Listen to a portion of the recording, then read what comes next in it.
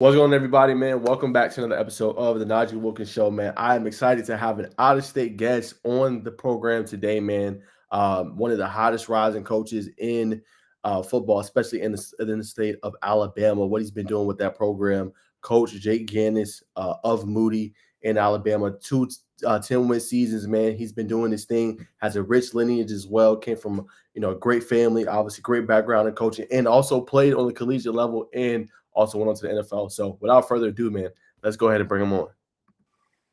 Hey, Coach, what's going Hey on? man, what's going on? Not much, Coach. I appreciate you coming on, man. Moody's always been good to me, man. So it's an honor to Yeah, talk to man. you. Man, well, we appreciate all you do for us and high school sports and all athletes, man. We really appreciate it. Yes, sir. Certainly, Coach. Now, before we get into Moody, Coach, I kind of want you just to tell the audience, just give a little background about yourself. Just kind of how everything started for you, where the gridiron days kind of started, and then where you ended up going to school at in college and things like that. Yeah, so I'm from Georgia. I'm from Alpharetta. Well, it's now where I lived is called Milton. But I left before Milton became a city, and I played all my youth ball at North Park, right there in Alpharetta, and I went to Northwestern Middle School, and my brother graduated from Milton High School, and my sister went to Milton, and so we moved to Birmingham when I was 15, and went to Chelsea High School, and went on to play at UAB, played safety, and then moved down to linebacker kind of towards the end of my sophomore year, junior year, and then UAB shut the program down in 2014, which was a wild time. Went to Georgia, had a really, really good senior year, and was very blessed. And then I had a very short stint with the Vikings. I don't really claim it much. I did get to play in a couple games and do that, which was great. But man, as soon as I got done playing, I just hopped straight into coaching. Certainly, Coach.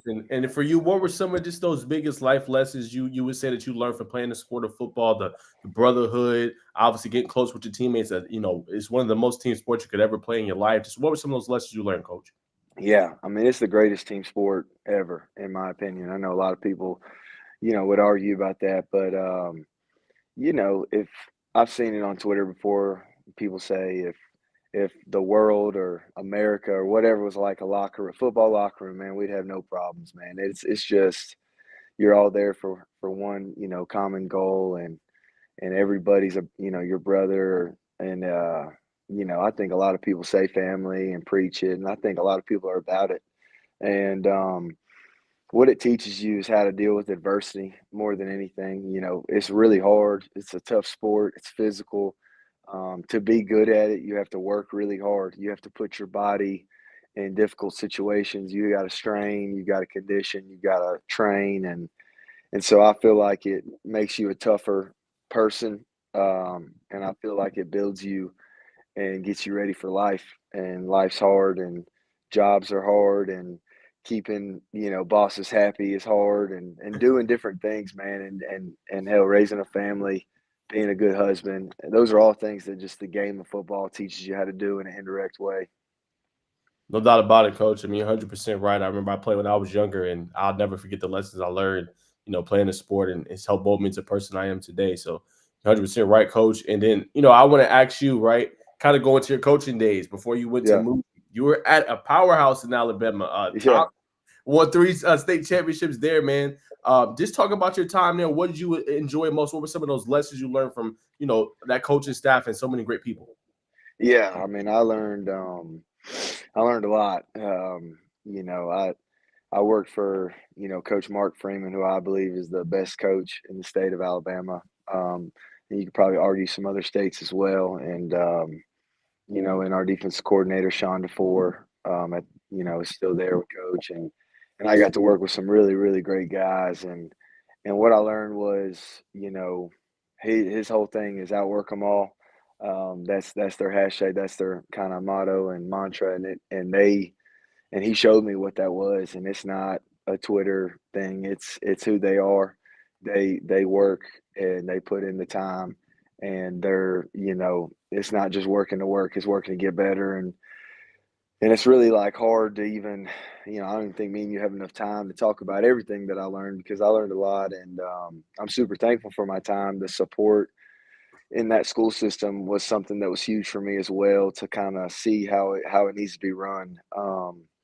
I believe Thompson, it's Alabaster City Schools, and they have the greatest, support from a city school system that I think you can have. And so what I've done at Moody, we are a county school, but we're operating like a city school, like a smaller Thompson, because the support we have from our community. And I've been able to do a lot of similar things, maybe not at the scale that we did at Thompson, but I've been able to, fundraise and buy, uniforms, new weight room, locker room, just stuff to make our kids feel special. And so I've been very, very blessed. No doubt about it, coach. And then obviously you talked about some of the differences, kind of outwork them all, and obviously how that's a city school compared to what you guys are being in county school. But if you had to say, obviously I know it's a mindset, you run stuff a certain way at Thompson, but if you had to peel just a couple things, if someone's to say what makes Thompson just year in, year out so great? I mean, obviously talked about the mindset, but how are like the facilities overall? How's the fan base? You talked about community support, coming out there on Friday nights. How is all that, together for Thompson? Yeah, so I was talking about my community, but Alabaster's a great community as well. What I think Thompson has is the support top down.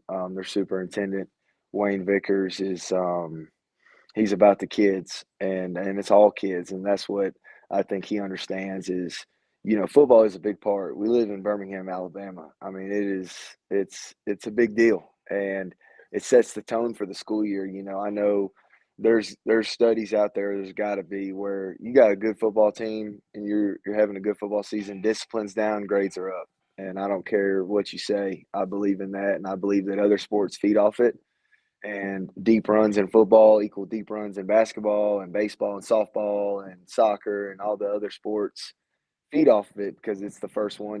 Volleyball's kind of right there with you, and I think they do a great job of putting their kids in position to be successful. And obviously, their facilities are top of the line. And again, that comes from the support. And then they have a great coaching staff. My priority when I took this job, or what I told my principal at the time before I took the job, was I need good assistant coaches. I need support, and I need to bring men in here that are going to help me, get this where we want it to be. And that's what, Coach Freeman showed me at Thompson, was that there was an emphasis on the assistants, getting the right guys in there, getting good coaches in there, good teachers. And so that's what I've been able to do at Moody is, one, keep, a bunch of guys that were there that I love and that are, fully a part of what we're doing, and then also bring in a decent amount of guys, and that was all because of my principal and support system that we have. No doubt about it, coach. And then, I wanted you to talk a little bit about obviously the first year in Moody. You did, great things. You've had the first ever 10-win season, coach. I mean, that's not easy to do. I mean, you're coming out, you're young, coach. I think you believe you were only 28 taking the job. So what were some of those challenges? I mean, you're trying to build a culture, coach. You're trying to get these guys to buy into your plan and what you want to kind of, have them achieve. Kind of talk about some of those challenges coming in year one and getting those guys ready. Yeah, year one, man, it was a blur, and like it's hard to even take myself back to where we were when I first got there. I mean, I come from Thompson, where every day, starting January 3rd or whatever the first day of school was, kids are there working, staying after, doing extra till 5 o'clock, 4:30. And I remember the first day I was at Moody, a lot of my coaches were at other sports, or I hadn't been able to like hire any of them yet. And so it's kind of by myself. And it's like 3:15, and I looked around and there wasn't a soul in sight. And I was like, oh boy, we're in trouble. But the hardest part and the biggest thing that we were able to kind of flip in year one was the culture, and which started with hard work and belief. And so we have a saying around our field house: the belief comes from the work, because we try not to just, we set big goals, but we work hard to achieve them. So we don't just believe we're going to be champions or this or that because we just because we say it. No, we try to work. and get to that point to where, Friday nights are easy. But going back to year one, man, I had some talented seniors. They were great kids, and it's hard for them. They're 17, 18 years old, and they got a guy, 10, 11 years older than them coming in here telling them just flipping the world upside down and changing everything. They didn't work out in the morning. They barely, they did some other things in the afternoon. And we come in and we put the work in, starts early in the morning, and then we go in the afternoon, late, and we're treating it, like I said, like Coach Freeman and Thompson with the outwork them all mindset. And it was hard, getting everyone bought in. And, there were challenges. There were rough days. There were a lot of come to Jesus meetings. There were different challenges that we faced in year one, but ultimately, getting the kids to believe they were good and that they could win, and we did. And my only regret with that group is I just didn't have enough time, with them, and it wasn't anything they did. They did not intentionally do anything wrong. They just had been taught and done one thing one way for a long time, and like I said, getting them to flip it and do the opposite. You know, we work on Saturdays, we work on Sundays, and that was something that was completely a shell shock. I did my first 6 a.m. workout, and I had somebody tell me, "You won't have like, there's no way kids will show up, right? There's no way you'll get all the kids there." And we didn't have no issues, man. The guys, they bought in, and they got there, and our parents bought in. Our parents are the ones that are waking up at 5 a.m., getting their kids to workouts and doing those things. And so it was a complete buy-in from the community. And but there were definitely some, road bumps, and definitely some things, some hurdles that we had to get through in year one, and even year two had some similar things kind of happen. But again, we were able to have some success, and I think success breeds success. And the only way to get the initial success is hard work and believing you can do it. No doubt about it, coach. And then I want to ask you a little bit, just kind of put your mentor's cap on, just for guys like you that just coming in and their first kind of head coaching experience. What would you tell them advice to be successful and just be able to resonate with these kids? As you mentioned, you coming in kind of that first year, having those seniors, getting them to kind of listen to you. What would you tell young coaches that they should do to be able to kind of resonate and build that culture? Yeah, the biggest thing that I think all coaches, um, and a lot of them do understand this, but like, kids are different now. And, people talked about my generation, you know, sorry, I had a phone call. I didn't know it was going to mess it up. No My worries. back. Yes, sir. You're good. Can you hear me? Hey, Najee, my Can you hear me? good. Let's see. Hey, man. Yes, sir. Can you hear me? Oh, we frozen, dog. Text him, try to leave and come back.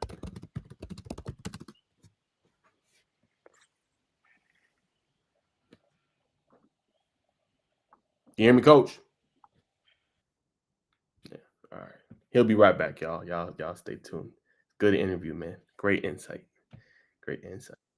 All right, there he goes. All right, coach. Can you hear me? Man, yeah, I'm sorry, man. I got a phone call and it cut my screen off. Yes, sir. No worries. That But usually happens when a phone call comes through. But no, you we'll was hear you it. was I you was can't left turn on off airplane on. mode. But Yes, yeah, sir. so what I was saying was, kids are different, right? Um, kids are growing up with phones. Kids are growing up with social media. I was kind of like right there at the edge of it. Um, when I was in high school, Facebook was becoming a big deal, right? We still had MySpace. Twitter wasn't really a thing. I mean, it was there, but it wasn't like what it is now. Um, and we didn't have Snapchat, which is wild, for these kids, man. What a bad idea, disappearing pictures, and that's just all bad. But um, kids are different, and so you got to coach them different, right? What I found is every kid has a different home life. And so, like, you can't treat the kid with two parents, or let me say, you can treat them the same. You can't yell at the kid with two parents at home versus the kid that's growing up with grandma. Like, he he's not going to respond well to the male voice yelling at him because he's never had that. And so I think you can call it soft, um, but it's not. It's understanding who your kids are, and I think the biggest thing, if you get labeled as like a player's coach, I know a lot of people like maybe frown on, like, some people might frown on that versus, some agree with it, but like all that is to me is just getting to know your guys. And you don't have to be their friend first, but they need to know that you are a friend and that they have a friend in you. And my kids can call me anytime, any, day or night with anything. I've got kids that you couldn't imagine the issues that some of these, you know, guys are going through, and it's a miracle that they're able to pull it together and keep going.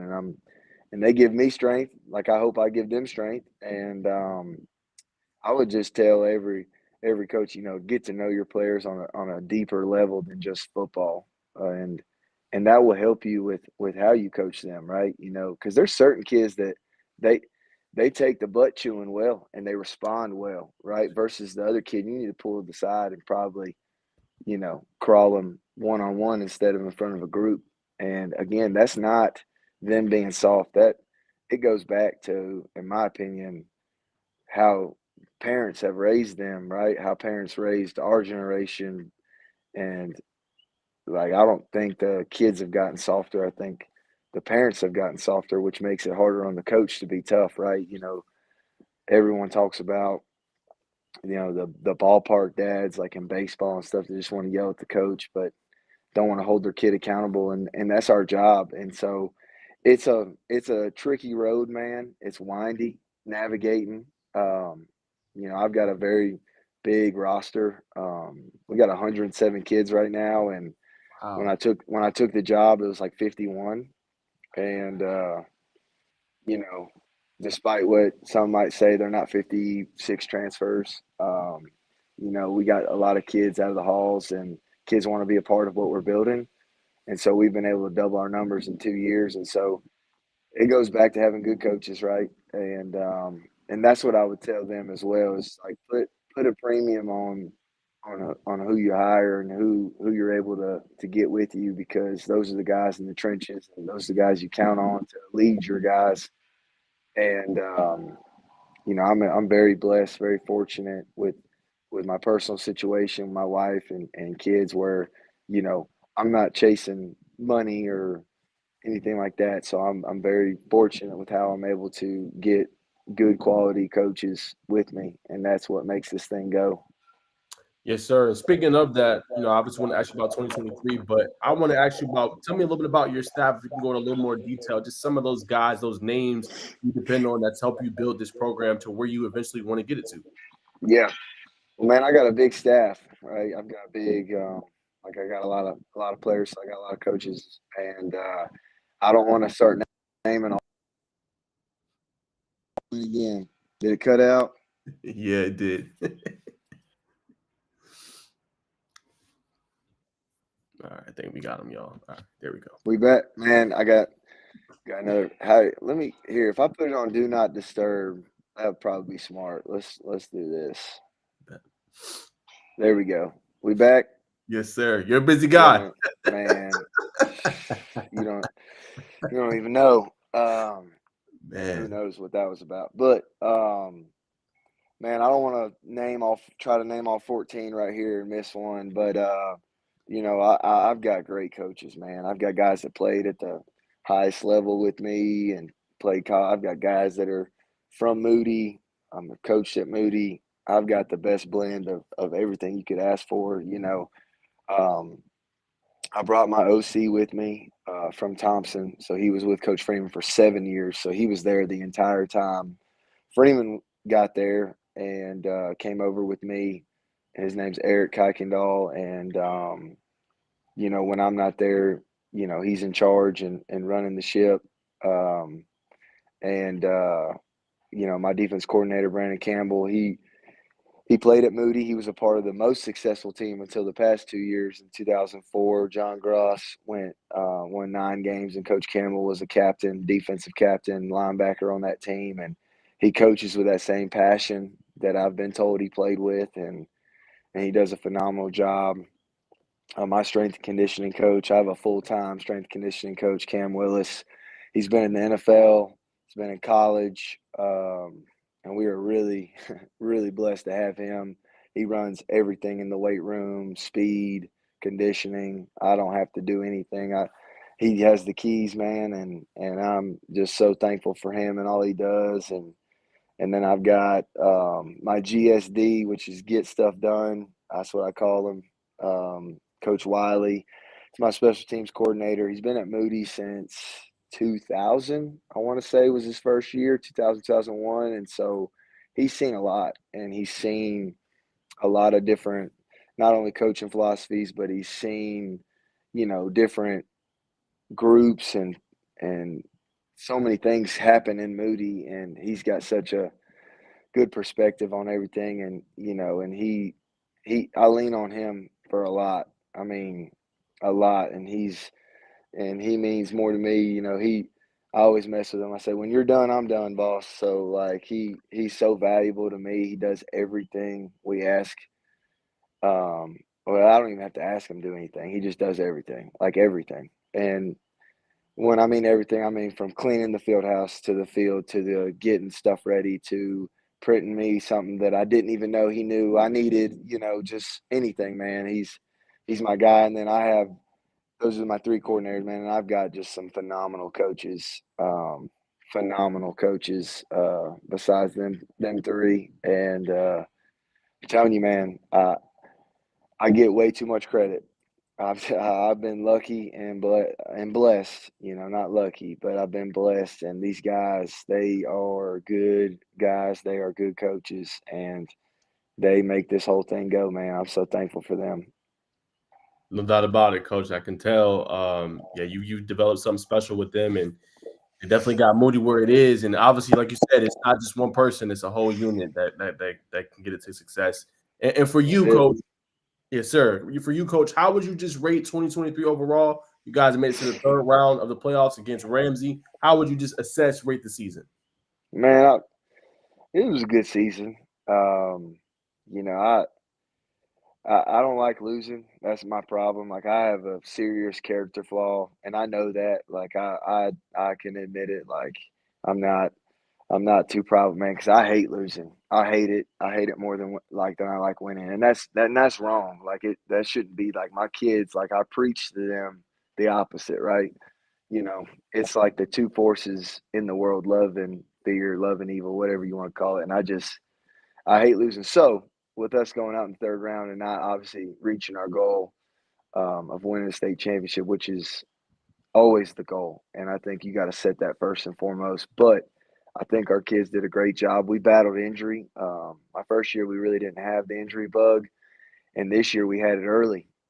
Game 1, 2, and 3, we lost 3 of our 4 secondary guys, 2 Division I guys, Coastal Carolina and Auburn signee, went down week 1, week 2. Mhm. Lost a 3rd guy on kickoff, and so we were pretty thin in the back end, and then we had to move guys around. And then the year before we lost 2,000-yard receivers in 2022, so we were trying to replace production, lost quarterback, and so it took us a while to find ourselves on offense, but we did, and I was really proud of them. So man, it was a good season, right? I think community just bought in even more. People came out and supported. They shut it down on Friday nights in Moody, and it's pretty special. And I was glad we were able to get to where we got, but by no means were we satisfied. The fire in the belly has been lit even more, and I think that 2024 will be another good year. But we've got a long way to go of work. I'm just telling you, man, it is a keep your head down and work kind of football world we're in. And you can have talent you can win, on the stat sheet, your roster, height, weight, all that crap don't matter, man. You got to put in the work, and you got to find ways to put your kids in successful positions. And so I am really excited. But overall, man, 2023, it was a good year. But like I said, nowhere near where we want to be. No doubt about it. Well, now, Coach, I know you're a very popular guy. I got to ask you, I'm sharing through your admin that you got a documentary coming out. Just can you share a little bit without revealing too much detail, but just share a little bit with the audience what you kind of got going on. What is it about? Is it kind of following the day in the life? Like, just talk a little bit about that. Yeah, I don't know. We're going to have to ask Jordy what all I'm allowed to talk about. Um, you know, we've been kind of keeping it under wraps for a while, but we're going to do a docu-series this year. We're going to follow our program and some guys and myself and some coaches, and but I'm sure there'll be some day in the life. We do a lot of fun stuff, as a team, and be able to follow 7-on-7 throughout the summer, and team camps, and we get to the fall camp, school, game day, all that kind of stuff. It's just something like, more than anything, what me and Jordy have talked about. And Jordy, by the way, is the GOAT. If you guys didn't know, Jordy, he hates recognition because he does this not for it, just because he loves his community and loves Moody football. But Jordy runs all of our social media and is one of my most valuable assets, if not the most valuable. I mean, I love that guy, and I'm thankful for him and all he does for me and our kids. But that being said, Jordy, is kind of spearheading this thing, and we want to document this stuff. We feel like it's going to be a special year, and if anything comes from it, except us being able to watch this down the road in however many years, then that's what we want. But we feel like, we've got a good following, and we do a good job on social media, and I know we get X amount of impressions per month, and he tracks all that stuff. And I think, we're trying to be trendsetters in a lot of different ways. I know this has been done before, so this isn't, but we'll probably put a little different flavor and a little different twist on it. So again, really excited about that, for that exposure for our kids. No doubt. And then if you don't mind sharing, Coach, where did you kind of find Jordy? Because as you mentioned, I mean, he does a stellar job. If I had to say just from the outside looking in, I mean, I don't really see a lot of programs run the way you guys are. Just far as just it's a lot of nice, playful stuff, getting the kids involved. It's very entertaining content. Just were you able to find Jordy? And you already talked about how special he is to you, but talk about where you found him. Yeah, so he had reached out to me on Twitter, and I suck at responding and text, Twitter, anything. I'm not very good, I'll be honest with you. I'm a phone call guy, which I guess makes me old school in that way. But I ended up running into him. We had a fundraiser at casino night. It was last year, so we did one this year, but it was the first year we did, which was last year, and got in touch with him, and from there, and got to spend some time with him, and then kind of got him involved with our booster club, and then from there we just kind of hit it off. And he's a dreamer like myself, right? I have big dreams, and and he has big dreams, and so he'll be like, hey, we should do this, and I'm like, hey, we should do that, and he's like, yeah, we should do this, and then we just ping pong some stuff off each other, and good things happen, man. But yeah, so that's where it all started for us. But he went to Moody. He's from Moody. Went off to college, started his own business. I think he started and sold 2 businesses, and he's on his 3rd right now. He's just a go-getter, man, and super smart guy, very tech savvy, and like I said, man, just does a phenomenal job for us and really for our kids. Because all of the stuff we do, a lot of people might make fun of it, or or whatever, which is fine, but it's exposure for our kids, right?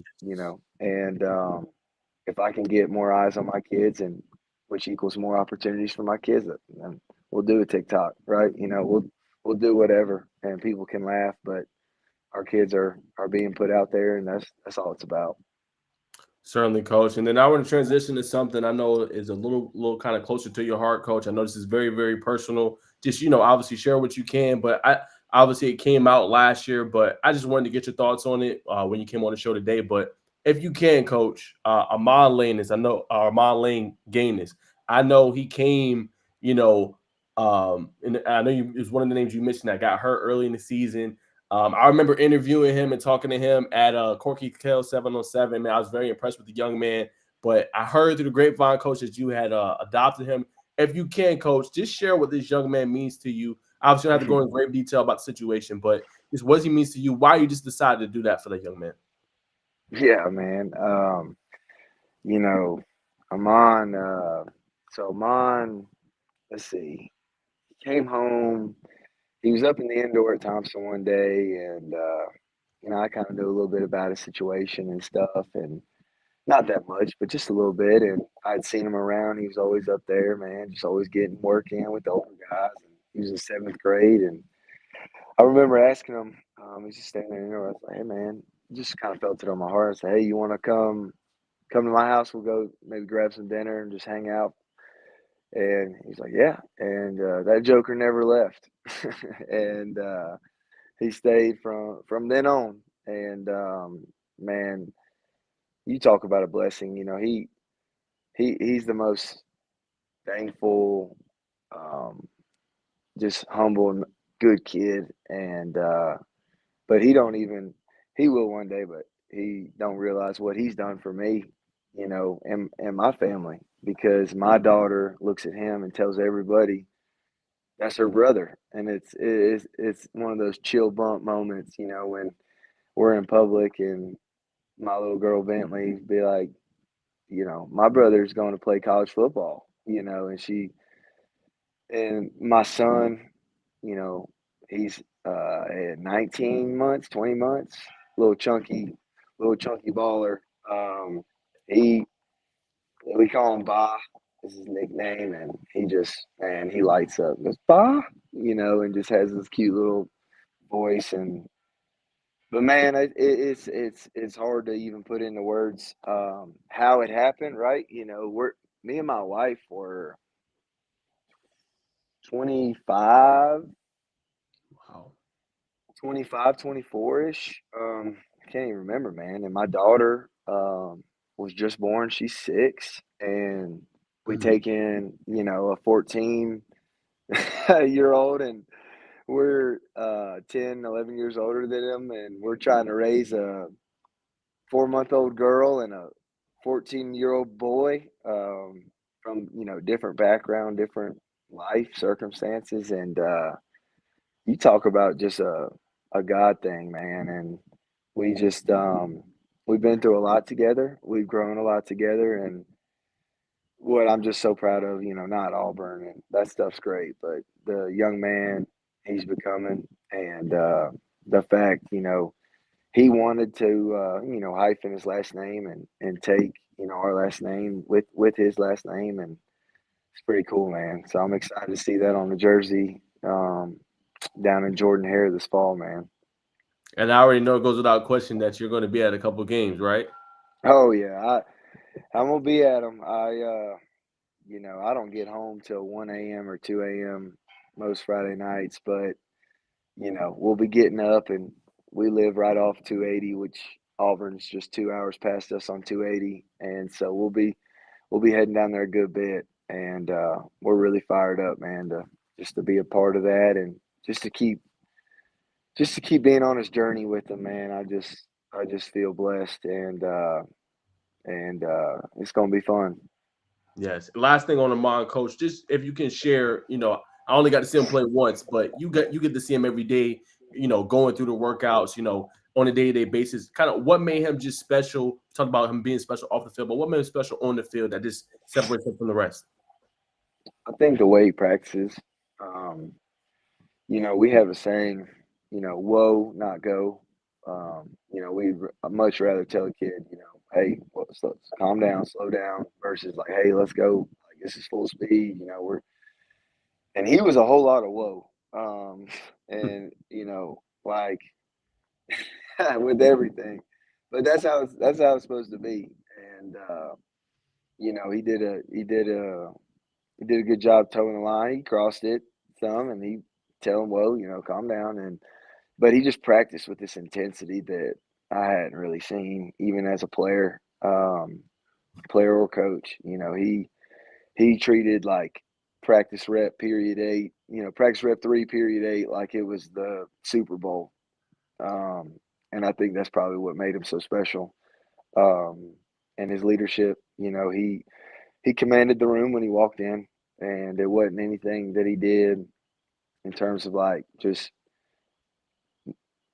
having 98 interceptions, anything like that. It was the way he worked. And the kids, he helped me establish that culture that we talked about earlier in our, in the interview. We talked about 2022. He enrolled after spring break. After I was able to get him through track at Thompson that spring, and he came in, with his tail on fire and helped me kind of get the things going. And even last year, he was a part of that senior class that got to the third round and did some good things. And so, he helped me more from a leadership and culture standpoint than anything. Got you, coach. Now I want to kind of transition to kind of obviously this year's team. We're gonna get into spring in a little bit, but I'm gonna name 4 players, coach, and we're gonna go by each one. I want you just to name whatever qualities, what they do, what they bring on a day-to-day basis. Just tell me about them, what separates them from kind of the rest. I want to start obviously with your quarterback, 2025, Charlie Johnson. What makes him different, coach?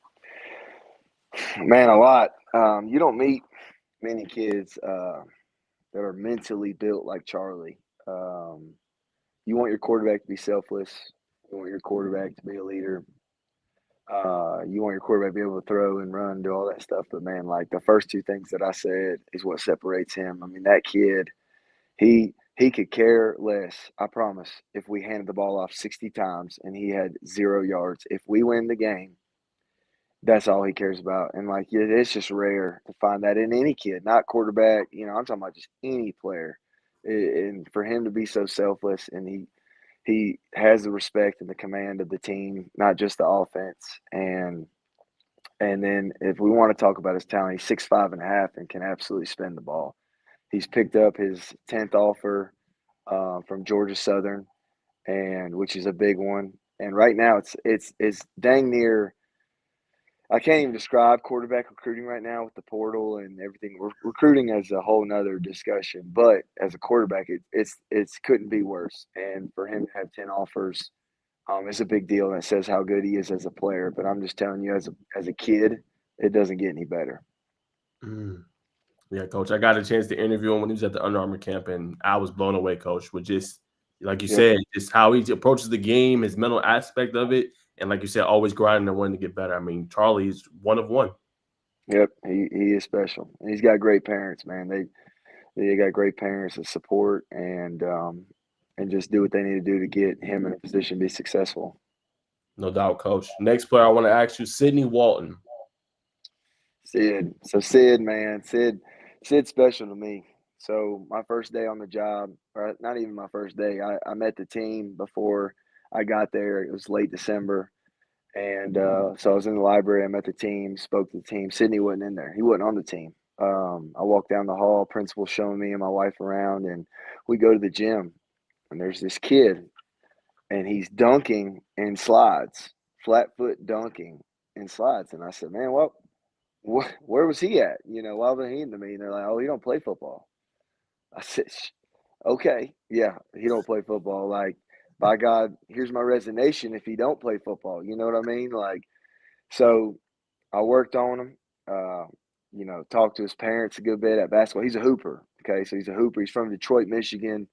Dad came down. They went to I always forget, either Georgia, South Carolina, then moved over to Alabama. His dad's in the automobile industry. So they were at Moody before I got there. He was just a basketball player, and talked dad and mama and letting Sydney play some football. We said we were going to try him a receiver, score some touchdowns, and then like first day out there, I said, hey man, let's go to the other side. Let's see what you look like over there at corner. And so the kid's played football for 2 years in his life, and Mm. you talk about a high ceiling. Not only is he just an absolute specimen, almost 6'3", he's like right under 6'3", 190, can touch the top of the backboard, can run, has quick feet. And again, he's in year 2 of playing football. And so he was able, to pick up a lot of offers. I think he's about to end up making his decision here shortly, and the kid's special. But then you talk about a leader, you talk about everything you want in a kid, like Charlie, man. He's, it's no secret why they were the first two you said, and they would have been the first two I said. And Sydney's a leader in every way, and I'm just so thankful for him. No doubt about it, coach. Next one, you got a young stud, man. He's going to Alabama for the spring game. Was a freshman this year, had over 10 plus sacks. Tell me about Barack Willis, man. What makes that freshman different? Oh, Barack. So I was very fortunate. I got to coach Jeremiah Alexander at Thompson, who's at Alabama right now, and who's balling out right in the spring, probably going to end up winning a job. And I didn't coach Peter Woods, but I was a coach for Peter Woods, right? I wasn't D-line coach. I'm not going to steal Woodrow Briggs' thunder, but I got to witness those two guys as 7th, 8th, 9th, 10th, 11th, and Jeremiah.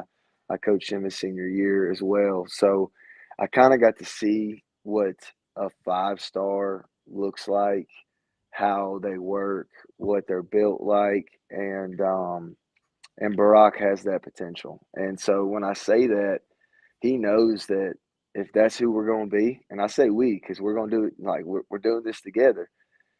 I'm gonna hold him to the same standard I hold everyone else to, but and then a little more, right? You can't be 5-star, talent with 2-star work ethic, right? And again, I don't put a lot of stock in those stars. I really don't. I'm just telling you, he's that special talent wise. The kid's almost 6'4". He's growing every day. Like he's still growing. He's probably going to end up being 6'5", 6'6". He's 230, 235, and he runs a sub 12 100. And I know, there's fast kids out there that run sub 12, sub 11, right? But at his size and he's 15 years old and he can fly. And his arms, his wingspan is, I mean, it's massive. And the kid's got all the tools to be special. And where I'm challenging him daily is just right here, It's Mm. just consistently being that guy. Jeremiah and Peter, they couldn't choose to be that guy some days, and some days they're just going to be average, right? You better be the guy all the time. And that's what I tell him. And even if he's 15, it don't matter. If Alabama and Auburn and Tennessee, if they think enough of you to offer you as a freshman, then you're here, but you better go here, right? That if you want that offer to be, real one day, in terms of signing the paper. And man, that kid he's special. And I'm thankful, man. He's, his mom support system and his brother. They're just good people, man. And I'm super thankful for them and for Brock. And I'm excited to see his future, unfold. And I'm excited to be part of it. No doubt about it. And the last name, underrated guy, doesn't always get the love, but I think he's gonna have a special season for you guys. Wide receiver Josiah Dozier. Yeah, old Joe, man.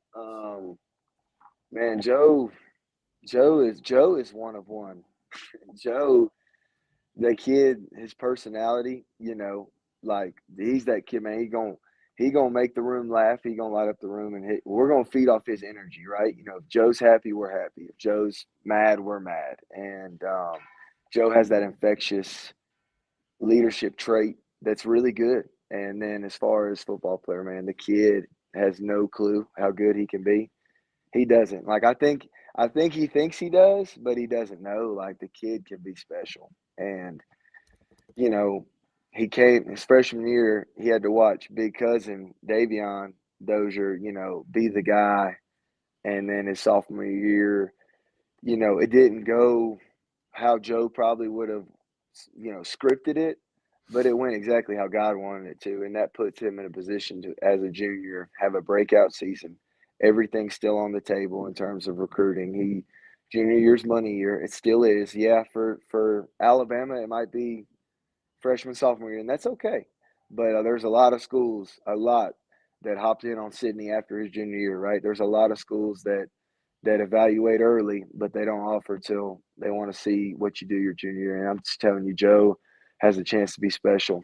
Um, and he's a kid, man. He's all my kids are close to my heart, man. But he's a special one, man. I love that kid like he's my own, and he would run through a wall for me because he knows I would run through the wall for him. So I'm really thankful for him, and I think he is gonna have a breakout year, man. You called it.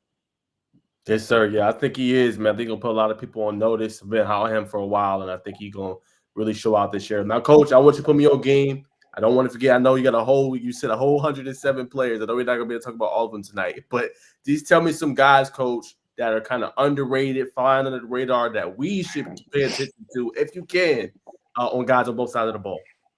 Man, they're they're all of them, man. Like not all of them, but there's so many, man. My 2025 class is loaded. I mean, I've got great players, 26, 27, and some young 28s coming up. But there's some 25s that are um, extremely underrated, and that this spring going to have a chance to showcase themselves to a lot of schools that are coming by. But man, like I just there's just man, I can't even start naming. I'm just telling you, man. I've got so, I when we do like recruiting and stuff for colleges, we have our prospect book and our worksheet and things that we send out and QR codes and stuff like that.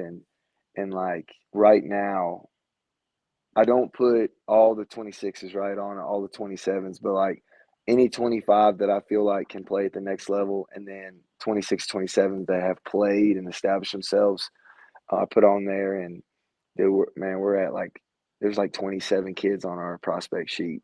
That means like, I think there's 27 kids. I'm not saying Alabama Division One, not even Division One. I'm just saying like next level, right? Like kids that want that opportunity. We had two kids this year sign with Huntington, had one the year before. They are a dominant NAIA school right here in Montgomery. So, like, I'm not just saying we got 27 Division One prospects. We don't, but we got 27 kids that I feel like can play at the next level, regardless of what league that's in. And I can't just start naming them because I'm gonna have someone watch it and be like, "Man, coach, you didn't even say me." I'm gonna feel too bad. But I'll just tell you this: we got dudes. Um, we got a lot of dudes on both sides. We got we got dudes, man. So I'm really excited to see these guys compete and continue to work hard. And last thing about the team before going to spring schedule, how do you just feel about the trenches and overall coming in this year on both sides of the ball, offensively, defensively? How you feel about the trenches? I feel good about the trenches. I've got all five of the O linemen that started and played all 13 games last year are back. And we've got some other guys too, though. We've got big 27 named Fish. He's in the fold, man, and he's pushing those guys every day. And I expect him to find a way on the field, whether it's us putting six alignment out there or him finding a way to take a spot or compete for a spot. And then we've got a couple other young bucks that are close. I'm just telling you, I think we've got 8, 9 linemen that can play, which is rare. Usually you have like two or three that you feel good about, right? In high school, but we've been very blessed with some O linemen and Moody, and then defensively up front, man. We've got three. Not including Brock. I'm gonna say he's a linebacker, but we've got three guys with a Division One offer right now, and then the other four that are gonna play a lot are just as effective and productive. So I mean, right now I feel like we're got 7 guys for 3 spots up front, which is extremely rare. We're plus one, like we're a 2 deep plus one with guys that I feel like can play and roll. And so I feel the same at backer and in the secondary as well. So No doubt about it, coach. And then, let's talk a little about spring schedule, coach. If you can kind of tell the audience and me, kind of how does that look? I think you guys' first practice is May 6th. Let's talk a little yeah, bit about the spring schedule. yeah. So we get 10 practices, no game. We can play a game, but we choose not to. Just focus on ourselves. Try to break each day down. Be very, very, specific in what we're working situationally. today we might just work drive starters, right? Just first and 10 on 25, and we're just working just our drive starters, or we'll go third down, red zone, short yards, all that stuff. We kind of get in the spring. Really take our time with special teams as well. Go to the fundies. Um, break it down into the drills. We don't really work 11 on 11 special teams. We just try to establish depth charts and kind of figure out who's going to be our guys on kickoff, punt, and all that stuff. So really looking forward to it. It'll be 10 days spread out over about 2.5 weeks. So really, really looking forward to it. No doubt. And if you could tell me from a coach's eye, Coach Gannis, what do you kind of, obviously you said, kind of working things out with depth chart, things like that, but in terms of effort, mentality, what do you kind of use to assess kind of your team to say, okay, hey, we're moving along the right way? Obviously, like you said, a lot of work got to still be put in. You still got a summer and everything. But what are some things in spring ball that a coach usually looks for that he wants to see from his team? In spring ball, you want to see physicality. Gotcha. You hadn't hit, since Thanksgiving. And you want to see guys, playing hard. Obviously, like, we don't coach attitude or effort.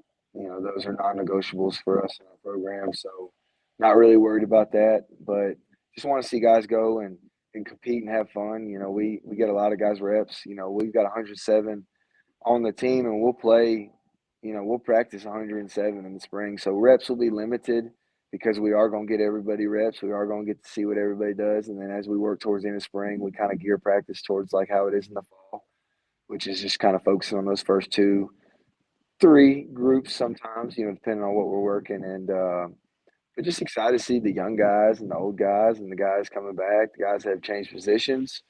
Excited to see guys that have put on weight, gotten stronger, faster, and all that kind of stuff, man. So it's always fun. No doubt, coach. And then I know last year, like I said, got to meet you guys when you were at the Corky Kell 707 at Georgia Tech. What are some 707s you guys are going to be competing on this year? If you are, what are some different places you guys going to go? Yeah, so we're going to Tennessee, University of Tennessee, June 6th. And we're going to Troy June 13th and UAB June 20th. So we get 3 colleges that we get to go to. And then we're going to get to have an OTA in July with Vestavia Hills, their 7A school here in Birmingham. And as of now, we are going to do an OTA with Catholic. Kirk Johnson's the coach at Montgomery Catholic, and he's a good friend of mine. I've been trying to get out of the OTA because, 1, we got to go to Montgomery, and 2, they're in 5A now, and they're loaded. He'll tell you, he's probably the best. He is the best young coach around, and he'll deny it, and he'll tell you, oh man, we're going to be, he'll give you that old coach talk, but we're going to go down there and do an OTA. So we got us a full summer. It's going to be fun. No doubt about it, coach. And then just not looking too far, but first game of the season, right? I mean, I think it's going to be one of the best matchups interstate, I think, in the country. You guys play up against Gainesville, and they're a loaded bunch. Because just kind of talk about from a coach perspective how you were able to put that matchup together and how excited you are to kind of have Gainesville in your building and the former Hoover great Josh Niblett kind of coming back home. Yeah, Coach Niblett reached out as we were kind of getting schedules going and wanted to get back to Birmingham. And I know there are a lot of teams. I don't know how many he reached out to before, if he did, but it just so worked out with our schedule that we had it open and on the spot said, yeah. We're not running from anybody. I feel like as long as you get in the dance, which is the playoffs, that's all that matters. And if you look at our out of region schedule and our region, which is loaded, and I know you're not from here, but there's some good teams in our region as well. And I feel like we get in the playoffs, we'll be the most battle tested team in 5A. And so we just gotta continue to work and get better. But man, the exposure for our kids will be on Thursday night. There's been some talks with ESPN, and so we are, we're working on it, and so it's going to be a big deal, and we're really excited. No doubt, coach. And if you can, how is the region structure kind of there? Is it the top 4 teams go? If you can kind of just elaborate a little bit on that. Yeah, it's top 4. I think it's similar to Georgia, if I remember when I was there, but it's top 4, usually 8 teams, in a region. and top four, you cross over with another region, 1 through 4 versus 1 through 4. And so it's very similar, I think. Only difference I really in our schedules is one, Georgia starts way earlier, which is, I always say don't play a Georgia team early, and we are first game. And then the second thing is that I think Georgia gets 2 byes maybe, so the playoffs are actually a week after ours. I feel like the state championship's always a week after ours for some reason. So I think that's pretty much the big difference in our schedules. Gotcha, coach. Now I got a couple more. I'll let you obviously get out of here. If you had to say for, obviously I'm still getting to know you guys in Moody, but like you left a big impression on me and you guys' staff and everything. But what does it kind of mean to be a Moody Blue Devil? What is life like, obviously, there in football and that kind of community? Yeah, I would hope that it's fun. I think we do a good job of not just overworking ourselves, but enjoying our time together. I don't my office is pretty close to the locker room, and every time them kids are in there, they're playing all sorts of music from the new rap to Zach Bryan country, and they're always just having fun. And I think in our community, I put a lot of pride on how our kids handle themselves. We hold doors for people. We say yes, ma'am, no, ma'am, yes, sir, no, sir, and I get countless texts and emails about saw some of your players at blank tonight. They were so respectful. Saw some of your players doing this. They were so respectful. Like, I don't have bad kids, man. I've got great kids, and we take a lot of pride in being and Moody Blue Devils, man, 411 boys, and it means something to us. And I'm just like I said about 50 times. I'm just thankful, man. No doubt, coach. Well, two more. I want to ask you, if you were not a coach, Coach Gannis, what is something else that you would be doing for as a career if you were not coaching football? I'd be a stay-at-home dad.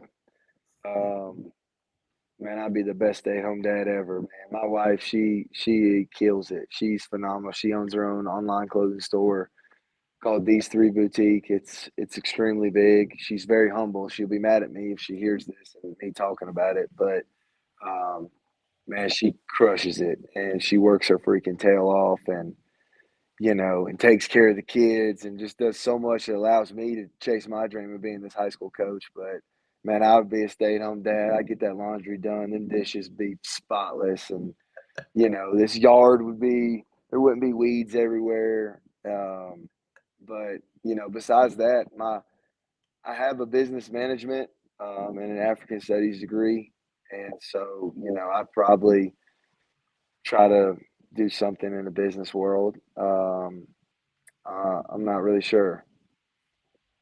It's not a bad answer, coach. I mean, stay at home dad. That's pretty chill. Yep, that's All it, right, man. yes, sir. All right, coach. So this is a two-part question to end this off. I want to ask you, what can we expect? The first part of the question: what can we expect from the Moody Blue Devils in 2024? I know you guys got aspirations to win the state championship, but just overall, what can we expect from you guys this next upcoming season? Yeah, I hope you see a team that looks like they play inspired, right?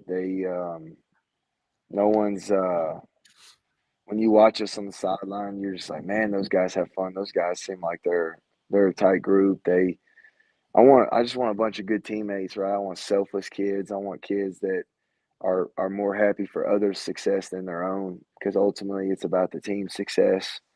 And I want to play football fast and physical. I want to be fast paced on offense, and I want to be physical. I want to be able to run the ball and stop the run. And you got to do those two things in November. If you want to win a state championship or get to the state championship or make a run, you better run the ball and stop the run. And so I want to see a physical, or I hope you guys see a physical and fast football team. And then second part to the question, coach, if you had to say, what do you kind of want your legacy to kind of be seen as, or just known for when they go and they talk about head coach Jake Gannis? What do you want kind of that legacy to be? Man, just that I was able to impact a bunch of kids, and I just that's all. That's why we do this, man. A lot of coaches, you know, we preach winning, right? We work hard so we can win. Winning's fun, and I'm that way because I want my kids to win at life. I want my kids to win in their relationships, being a father. When times are tough, you just making excuses, oh, they're better than us, or they faster than us, or whatever, excuses that we as coaches make. I'm trying to eliminate that from my kids' minds. I want them to believe they can beat anybody and do anything. And so when they leave me and go to college or join the workforce, I want my legacy to be, man, like Coach Ganus, through teaching me how to win, taught me how to be a good man, good husband, and a good father. Certainly, Coach. Well, I want to say thank you so much for taking this hour. I know you're Yeah, busy, man. guys. To be able to talk to me means a lot, Coach, and rooting for you guys. I'm definitely going to try to get out to that game against Gainesville. Yeah, man. Come on. Yes, sir, and to cheer you guys on. I just want to say I appreciate you, Coach, and good luck this upcoming season. All right, man. I appreciate you. Thanks for having me on. Yes, sir. All right, guys. So there goes head coach Jake Gannis, man, doing some great things out there in Moody, man. Again, program I have been just blown away with. And obviously, shout out to their social media admin/coordinator for all the stuff that he was able to put together and putting this interview together. I wanted to talk to Coach Gannis for a long time, and I was just blown away with what he got in store for this group, man. So they're gonna be one to watch. I've already talked to some of their players. Can't wait to see what they're gonna look like up against Gainesville, obviously next season. But that's all I got for tonight. Thank y'all for tuning in. Everything will be posted on social media here pretty soon. So y'all keep it locked. Like, comment, and subscribe. Holla at your boy. Follow me all on the social media handles at Najee Woke everywhere. Instagram, Twitter, TikTok. Anywhere you want to find me at, just look me up. I'll be there. All right, that's all I got. See y'all soon.